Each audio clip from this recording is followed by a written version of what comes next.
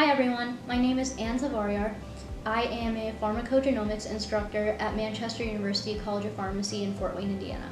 I received my Bachelor of Science degree in chemistry from Huntington University, and I received my Master of Science degree in pharmacogenomics at Manchester University College of Pharmacy. My job consists of teaching and research. So for teaching, I teach lecture courses, which are also called didactic courses, and I teach Introduction to Pharmacogenomics, which gives you, like it says, an introduction to what pharmacogenomics is. And just in short, pharmacogenomics is a mix of looking at a person's medications and their genes to find out what medications work the best for them.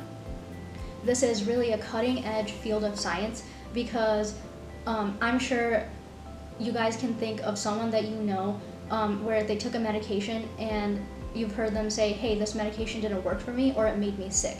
And that's exactly what pharmacogenomics is looking into, is looking at each person as an individual and not just as a mass, and looking at how different they are and seeing that different medications work for them. So we're actually able to isolate a person's DNA and look at their DNA and see the variations that run, and then eventually end up looking at genotyping reports, which I'll show you later on. So you can do everything from getting a swab sample to running the DNA sample through some tests, and then getting an end product, which is like a genotyping report. So you can look and see what medications that you are okay to take, that maybe you should have caution with, and medications that you shouldn't take. So this is really useful because it helps people feel better. Anytime that you feel sick, you want to know that you're taking the best thing for you.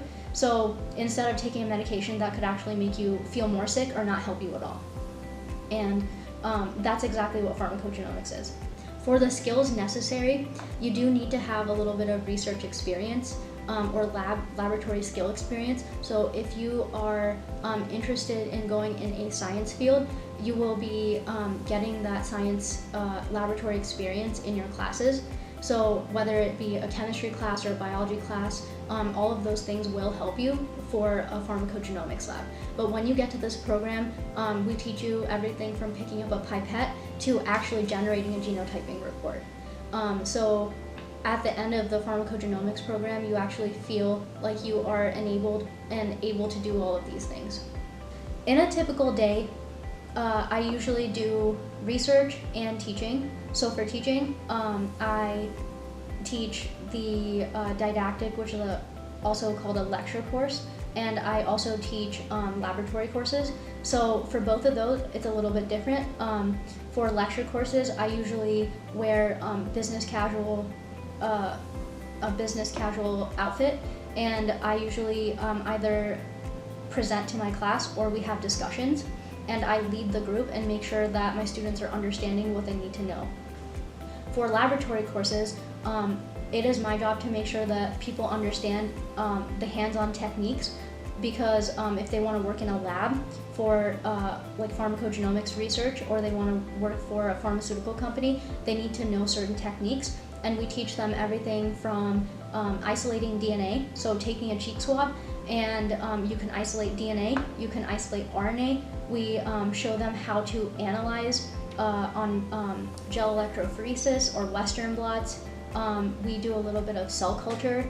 We can actually take your DNA and then basically isolate it with a really cool machine called a Kingfisher, and it uses magnetic binding beads to basically take up the DNA, and then it washes them, and you get pure DNA at the end of it. You can get your concentration of DNA, but you can also do a lot more quantitative things with your DNA, like find out what variability that you have. Right here, this is actually one of our techniques that we show our students how to do.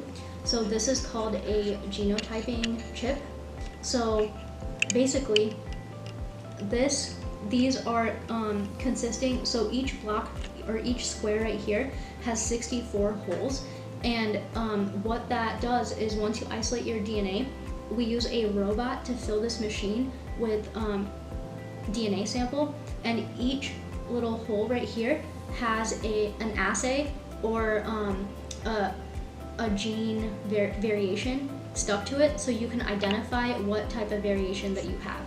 And once we run this, we use a PCR technique, so it's called polymerase chain reaction, where you can amplify your DNA. You can actually identify what variability that you have in your genes.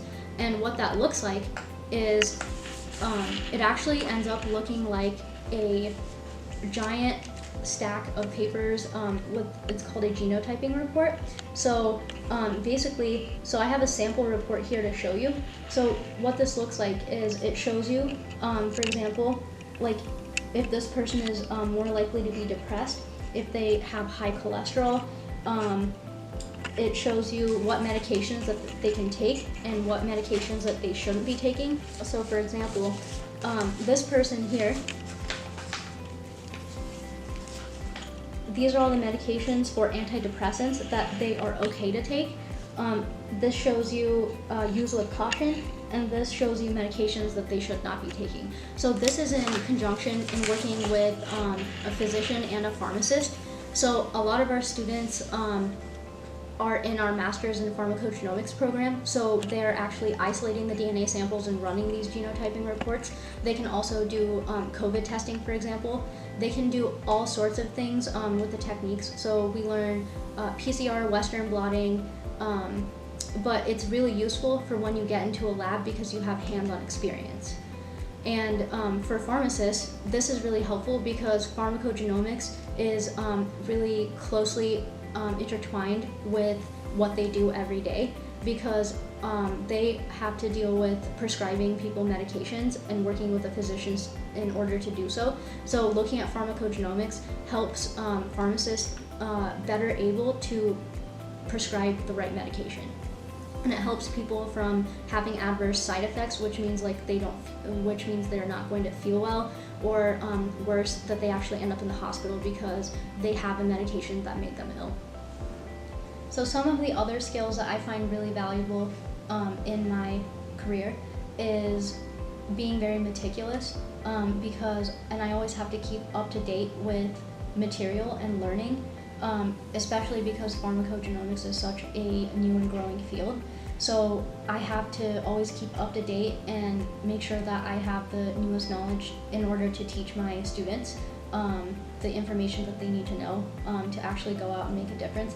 But also in the laboratory with new techniques, or just practicing in order to show better technique to my students, and just making sure that I'm learning so I can teach them something new. But also being meticulous in the way that I keep my my lab. So when I run experiments, just making sure that everything is properly labeled. I'm wearing the correct like protective gear, so lab coat, gloves, eyeglasses, mask, and making sure that I'm not contaminating everything, or just making sure that everything is right where it's supposed to be so I can get the best results at the end of the day. So for my career in pharmacogenomics, so if you guys are interested in learning more about pharmacogenomics, or you think that you would be interested in it, if you're the type of person that always likes to learn and wants to help work in healthcare, or like help better people's lives, then and be on the cutting edge of science, then this is definitely for you. So I would really consider looking into what pharmacogenomics is. Thank you.